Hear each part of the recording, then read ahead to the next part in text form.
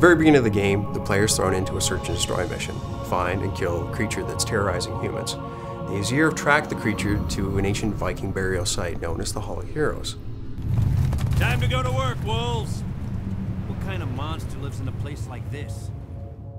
Now, beneath the ice and snow lies this ancient burial site, laying homage and tribute to the Viking warriors that have fallen. In Hall of Heroes, we want to start with a very desaturated level. It is a burial site after all. It is dead, it is serene, it is quiet. The use of blue as a psychological element conveys a sense of loyalty and strength, and of course it's also a frozen planet, so that gets tied into that as well. We purposely try to keep a symmetrical, balanced shapes, something that would represent being human created. In Hall of Heroes, we also want these to be monolithic and large in scale. We want to make sure that the player feels small as he traverses inside, feeling like the great warriors that are now looking down upon him are imposing.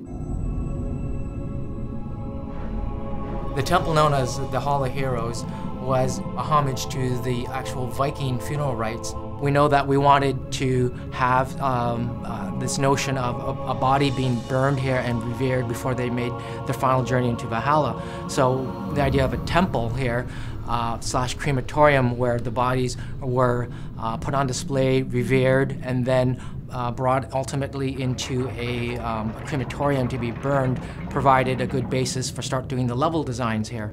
The Hall of Heroes probably has a higher level of Norse mythology referencing in it initially that continues throughout the rest of the levels. But what we want to do with this level was certainly set the tone for the rest of the game.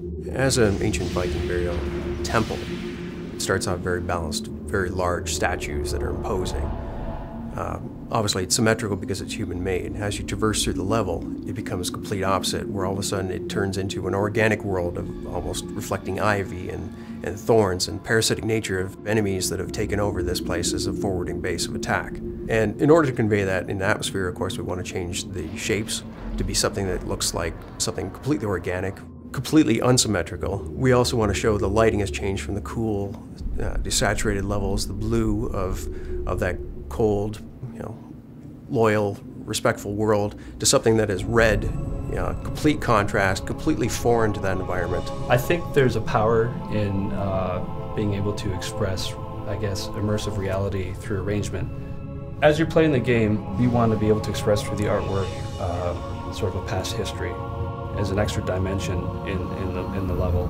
When you have areas that are destroyed and opened up, it just puts on an extra layer of reality for the player because there's a cause and effect, there's a history of occurrences in the past.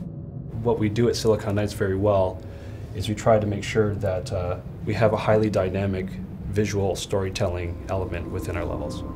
Beyond just playing what obstacles you have to overcome, if a player stops and looks around, they'll see that there's a lot more to it than just getting from A to B.